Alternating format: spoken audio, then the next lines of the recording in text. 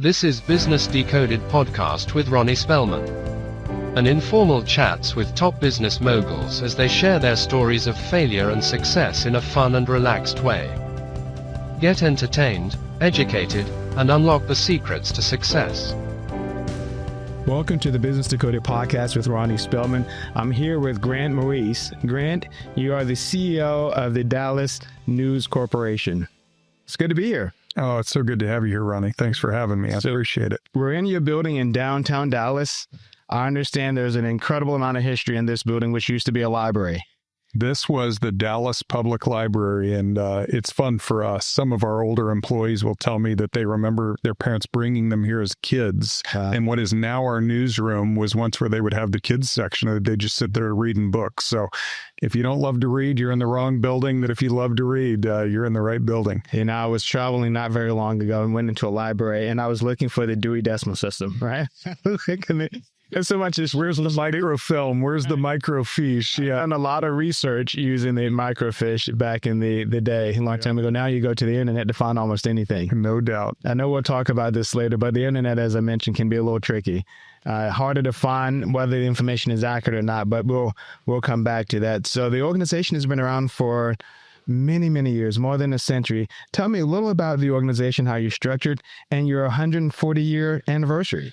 So the Dallas Morning News will turn 140 years old on October 1st of 2025. So it is amazing to think. And then the parent company, which was once upon a time called BELO, we've gone through a few name changes since then, but BELO was 1842, wow, which is the longest continuously operating company in the state of Texas. That's so amazing. It really is amazing. It's just kind of I can only imagine. I mean, you think back to that long ago and to see this huge evolution in Dallas as a city and as a community. It's amazing how much it's evolved. I haven't been in Dallas very long, but I've seen just a lot of growth in the past 10 years. I moved an office here back in around 2014 from Wisconsin. Just in that time, and I relocated up in Frisco, northern Dallas, and it keeps moving and expanding. I think now we'll be at the Oklahoma border before too long for Dallas. Well, I mean, it's crazy. We're averaging about 130 to 170,000 people moving here annually. Wow. When I say here, I'm talking about North Texas, right, DFW, Dallas, Fort Worth. But one of the fastest growing regions in the country. It is interesting. So we're at 8.3 million people today. We are going to be at 12. If we keep meeting these growth forecasts, we're going to be at 12 million people by 2050. Amazing. I mean, we're going to have the state of Oklahoma to Dallas, Fort Worth in 25 years. It's incredible. I always tell my kids, I'm like, I hope you still enjoy living here at that point, because it is, I don't know, it might feel like Southern California where you can get down the 101 but we'll see. What's fascinating, though, the state of Texas in land, and you know this, it's the second largest state in land next to Alaska. It's a really large state. I was speaking with a good friend in Alaska in Australia not long ago, and they have about 12 million people in the entire country. So as a community in a state will be larger than Virginia, which has about 12 million, larger than the country of Australia. That's an incredible size.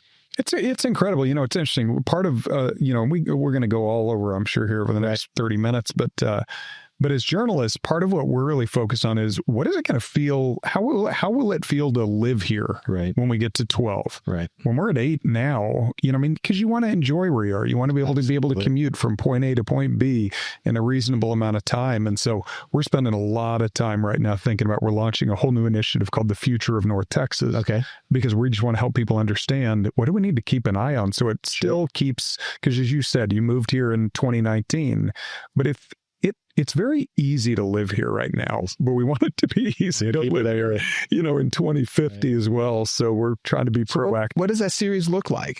So we're going to cover all kinds of things. I mean, think about water.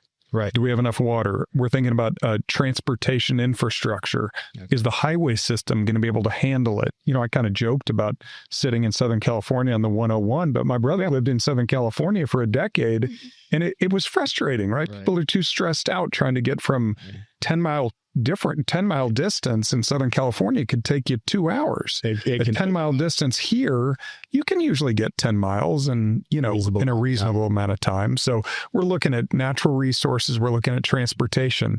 We're looking at jobs. We're looking at like higher ed. Is the university capacity right now enough to be able to actually put in enough workforce for a 12 million person? Are we going to have to keep importing the talent? Right. Do we have, so schools and healthcare and all that stuff?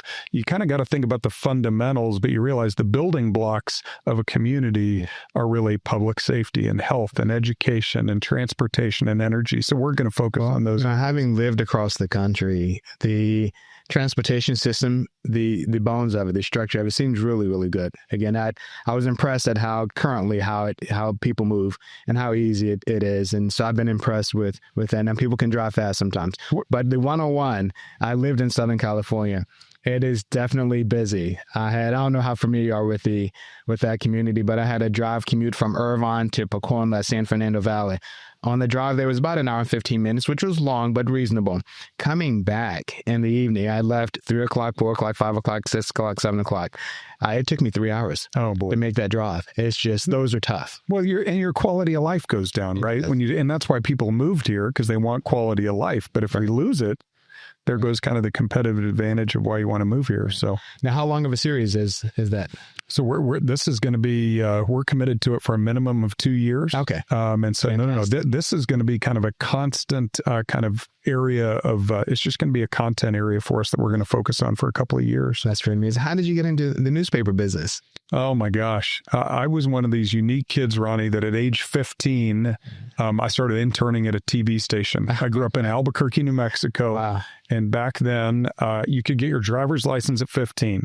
So my parents created a triangle, right? When I got my driver's license, I could go from the house to school to the TV station. And for my first 6 months of a driver's license, obviously my parents knew how much I loved journalism even back then. Really? Because I wanted to be at the TV station more than I wanted to be at school. So how young were you when you felt like that was going to be your passion? Yeah, so obviously if by 15 I was already interning, I think by the time I was 9 or 10, most kids were watching cartoons. Right. And I'd be watching the news.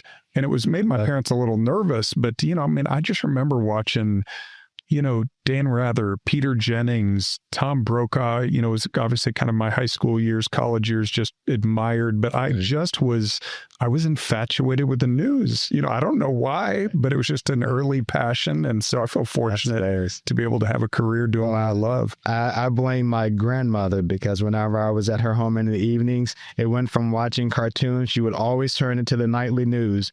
And so I started watching it then, probably when my friends were still playing with, games and watching the cartoons. But it created this interest in public affairs and what's happening in our community. Yeah. That's lasted throughout my entire career as well. Yeah. No, it's those childhood memories and kind of what you watch and kind of how it impacts you. But it definitely, obviously, it resonated with me in a big way. Right. That's pretty amazing. Now, I hear that you hired a new editor. Is that? Yes. So we have a new editor, Colleen McCain-Nelson, is joining us. She's recently been the executive editor in Sacramento and 4 other newsrooms across California. And she's a pro. She's coming back to us. She was here. She was here for over a decade and actually won a Pulitzer Prize with us for one of the most, which as you know, Ronnie, is the biggest award in journalism. It is. And she was on our editorial board when they were doing a deep dive on the difference between kind of the north-south divide and how different people, our city leaders, were caring for the northern sector far more than the which is often kind of forgotten about, but the biggest opportunity, southern sector. And Colleen won the Pulitzer for amazing work there. We're so excited to have her coming back home. And success. So we're looking forward to that. Now, I know one of the first times we met, I was just so intrigued and impressed by what you described and just the history of the organization.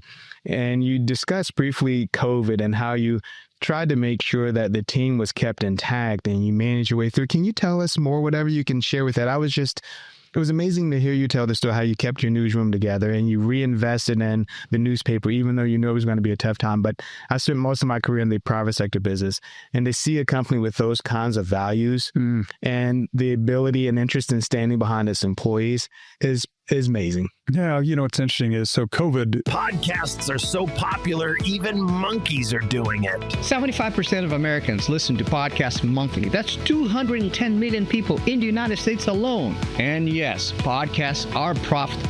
Joe Rogan is making $30 million per year. Your content, your knowledge is worth sharing. Don't just dream it, do it. Visit andycostafilms.com/podcast and turn your content into leads. COVID, for a couple ways, one of them, what you're referring to is, thankfully, we have had, especially a most recently controlling shareholder, but for many decades, Robert Deckard was our CEO. And when COVID hit, Robert was still our CEO before I took over the position. And I remember Robert, when COVID hit, he said, "What? Go run the numbers for me." And he goes, "But how many positions would we still have in the newsroom to remain profitable?" Well, and as you remember, Ronnie, you were early stage COVID. Right. You couldn't, no stores weren't open, which means all of our advertisers weren't open. Right. Our subscriptions were growing so fast, right, but also the advertising side of the business just fell off a cliff. Right. And I told Robert, I worried at the time that we were going to have to cut our staff by maybe in half in the newsroom. And Robert said, "Well, we're not going to do that. Fortunately, we had a very healthy balance sheet." And he said, to get us from COVID back to a new stable form of business, we're just going to invest. If we take losses, we will supplement those off the balance sheet. And I'm glad we did, because we have almost 160 journalists in our newsroom. And when you look at our size newsroom versus others around the country, for example, I think this Fort Worth Star-Telegram is right now under 20. Oh, wow. But if you don't invest in your newsroom, that's the gas in the engine of this business model. It is. And that's the only way for an 8.3 million person market, as we talked about. We believed that there was a size that the newsroom needed to be to responsibly cover the market. Right. Because otherwise you could say you were really giving high quality journalism, but not with 30 journalists, so we just felt strongly about it. And I'm so glad that we did, because here we are on the other side of it. And it's a big competitive advantage for us. And it seems like in that type of industry, your industry, having that institutional knowledge is just so critical. And if you lose them, there's no guarantee that they'll be able to come back after they leave and get other jobs. So to be able to keep that knowledge seems like an important step. It is, it's everything, really. I mean, because people come to us because they want context. Right. We could talk about what happened yesterday. Let's talk about, we were saying with this building. But, if you don't know the history, so we're on kind of the, really close to the farmers market in Deep Ellum. But why people come to a newsroom is they're like, well, what's the history of this part of downtown? And why is it different today than what it used to be? And what are the hurdles that keep things like this from growing? It's the institutional knowledge of the journalists and the storytelling, but also trying to put what's happening today within the context of the history of this city, or the history of neighborhoods, or the history of why businesses do or do not. Now they're relocating to Texas, but once upon a time, they didn't always come to Texas at the speed they are. So there's all kinds of things where if you don't have institutional knowledge, whether at the journalist or at the editor level, you're not adding a lot of value why someone would want to pay for what we provide. But if you've got that history and the context, it's what makes newspapers different. Well, and I've hired a lot of employees through the years. Not only does that history help, but just having someone that believes in the mission and the culture of the organization just creates a better company. I had a chance, and I wouldn't normally do this, but I had a chance to meet one of your team members named Jan. I won't say her last name, but at my understanding, she's been with the organization for 30 years. Oh, absolutely incredible. We have a lot of employees. So every month we send out, and here are work anniversaries. We have a lot of employees, Ronnie, who are 30, 35. Right. We just celebrated 2 that crossed 40 years. Last month. That's amazing. And so, for a lot of people, it's never been a job. It's been their entire career. Right. It's really cool. Yeah, it's really cool. I don't take it for granted, right? But it's also this whole business is about the people. And so I feel like I'm fighting every day for the business model of the future so that we can preserve the job so that more people can have careers here. Right. because, it's a special place to work. It is. And then I wish a lot of companies would take some advice from that as well. And I know it's hard running a business and making the numbers work and have a lot of pressures that influence it, especially if you're a publicly traded company. But to be able to invest that much is just, I wish I could ring the bell often and say, let's try to find ways to support our teams and keep them for 30 years in the organization. Now, since you started at 15 in the media business, so much has changed, particularly newspaper. And with the advent of the internet and how it progressed in the 90s, I've been to a lot of newspaper places throughout the country, Orange County Register and the Riverside newspaper in Riverside, California, and the Virginian Pilot and Virginian Daily Press. And I remember when the internet was starting to become big, everyone thought the newspapers were leaving. I used to get Time Magazine and The Economist and Newsweek, and so much has changed. Yeah. What's kind of your perspective on those changes? And it's good to see newspaper thriving as those change, as we know more about what happened as a part of that change. I met one of the owners for a newspaper and had a great conversation. I think it was around 2012 or so. And we were talking about whether or not he could survive having just purchased this newspaper. And he said, no, I've done the math. One, the baby boomers still read newspapers. This was, again, 10 or so years ago. They're going to continue to buy the newspapers. But I still see a future in newspaper. And here we are a decade later, and it looks like it's surviving well. Yeah, it's surviving well. Right? I think we've been extremely resilient, I think, in some ways. I think what makes newspapers different, let's say, than television, because you're talking about digital disruption, right? The media business overall has been extremely disrupted. For newspapers, our disruption came early. It did. And that's where classifieds got disrupted, right? Craigslist kind of took over Private Party, right. Cars.com, which we owned a part of, but that took over the automotive classifieds, right? And then you've got Realtor.com and all your real estate sites kind of took over what was the classified. But we learned that hit us 20 years ago. Right. So when you kind of got hit with that disruption early, we found our footing, I'd say more recently. But versus television, I started my career in TV. And what's interesting with TV, think about it right now. I bet I could ask you probably have Hulu, Netflix, Apple TV. I mean, everyone's confused about, we used to be forced into a cable bundle, which we all hated. Right. But now I think a lot of people would love it back because they're like, I can't keep up with how many TV subscriptions I have. But the point is, that is a relatively new digital disruption. And my colleagues in the television business are actually having a harder time right now finding their footing of the business model than we are in newspaper. But it's also because we've had more time to work our way through the digital disruption. But if we can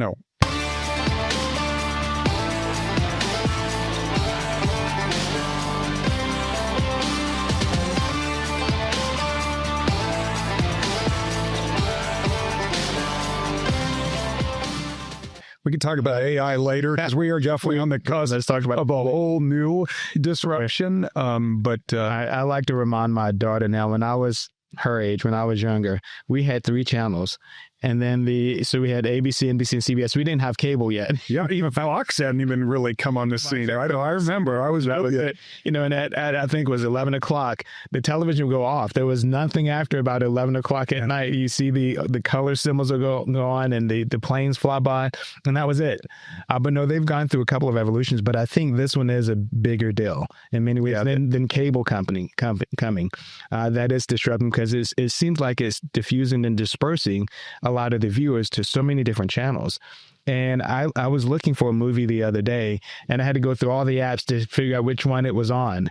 It's just a different process. Oh, yeah. Yeah. But video on demand, though, it's a convenience that I think people are buying into. So now you can watch the program when you're ready to watch, because growing up, if I was watching one of the shows, Dukes of Hazzard, or one of the other shows, the A-Team, if I didn't watch it then, I'd have to wait for it to come on again. Week. Right. Yeah. And try to find it. Now video on demand is definitely changing a lot. Yeah. It's interesting because if you think about television as entertainment, or just think about it as a subscription dollar. Right. That's the way we think about it in our business is we're not only competing against other news outlets, we're competing for Ronnie's free time. Right. So if at the end of the day, you're like, okay, I've worked all day, came home, had dinner with the family, took care of whatever you needed to. And if you only have an hour of me time, Right. That's one of those things where we think that, an easy way to think about the competition of a media business is say, oh, it must be CBS, NBC, CNN, Fox. No, it's just that it is the competition for someone's subscription dollar in their free time. And so not only do we need to give them the news, but we also need to make it fun, right? If you don't have some fun in the newscast and in the kind of news that we're generating and creating every day, as one of our former digital editors used to say, don't just give them the vegetables, give them some dessert, right? Just give them some dessert, give them the restaurant news. Sarah Blaskovich, our restaurant writer, people love her, but it's also because people want to know, I want to think about restaurants and food, not just about the dark side of how news can be, crime and fire and murder. And I mean, it's just, the world can be dark and as news, we need to cover that, but we also need to have some fun, or otherwise people aren't going to spend their free time with us. I was thinking back the other day, I joined an organization, private company, about $1 billion in revenue, 8,000 employees, and built out their recruiting program. So this was back in 2000. I remember placing those ads in the classifieds for the job positions in 2000. The Philadelphia Inquirer, $1,800 for eight lines of items, and so much has changed. Led to Monster and these other job boards. But the newspaper is where we went for class. I was telling one of your team members this weekend, I spent time walking through how to clip ads for a good friend of ours online in an ad. And it made me think, I was explaining to them, because I'm from the U.S., explaining to them how we used to go find the newspaper to pull those ads out. But so much has changed just in the past 20 years, as you mentioned. Yeah. But it's nice. I mean, because the classified, that was the big revenue disruption for us as an industry. But as I said, a lot of those things, I mean, Monster's been around for decades, and we've had time, and we've absorbed that, I think, well, to kind of find what's our new normal. Sure. And so I think that's kind of where we are right now. We're in this new normal. Pre-AI new normal, I'll call it. Sure. So AI, you just mentioned, and how is that going to impact your business? AI is fascinating. You've got, so 1 out of every 3 people that come to DallasNews.com, our primary website, have always come from Google. Okay. I mean, I've got a big dashboard up in my office. It's telling me every single minute what percentage of people came from Google, Instagram, TikTok, came to us direct, came to us through newsletters. And what's happening with AI is, think about Google right now. AI overviews, when you go to AI or go to Google to research something, you used to get these tiny little snippets and you'd click through. Most people, 5 out of 10, would click through to DallasNews.com if we came up the highest in the search ranking. Well, now that those AI overviews are on there, the industry averages 15% of people click through. Wow. Well, we depend for subscriptions, digital subscriptions and digital ad revenue for those people to click through from the search engine to us. Right. We're just on the front end where these are not search engines anymore. They're intelligence engines. Sure. They're information engines. And people don't have to come off of that Google homepage, or if they're using ChatGPT, or if they're using Perplexity or any of these others. Now, what the difficulty is, they're scraping our information. Right. Most of that information is ours. Now, that's a whole different battle that needs to be fought, with some regulation, right. That we're not going to win that battle as the Dallas Morning News. But as an industry, we all need to keep a close eye on, because otherwise, what's the source? Right. Like every time my kids, they're like, oh, did you hear blanky blank happened? Right. And I'm like, where'd you read that? And they're like, well, I read it on, Facebook, TikTok, Instagram. I go, no, but what's the source? Right. And they're like, Instagram. I go, that's not a source. That's a platform that gave you the information. So in this world of AI, where you don't know what's real, you don't know what's fake, this is where I think, to me, needs to be the golden age of journalism, because otherwise we're going to be living in a society where people don't know what's true and they don't know what's false. And so, we're just kind of getting into some whole new territory here, Ronnie, and I wish I could tell you what AI is going to do to the industry. Right. But what I hope for society it ends up meaning is that people start to come back to caring about what their sources are, right. Because otherwise AI is so good, right. that people don't know what's real and what's fake. Some years ago, I had a debate with a friend, and the discussion was around kind of what you mentioned, because those sites are scraping your information. And it seemed like, for them, a workaround. You're doing all the work. You're investing in that information. You have the team, you have the facilities, you have the structure to make sure the content is good. And it feels like someone is kind of taking it, not that they are, but it feels like they're kind of taking it on this other platform. And the question becomes, like, we invested in that information. We need to be a part of this process, right? Well, and then even think about it too. I won't get you into all the laws because your audience doesn't care. But also think about too, we're carrying the liability. Correct. Because we have a we're legally liable for everything we write. I mean, and so it's one of those things too. The platforms don't carry the liability. Right.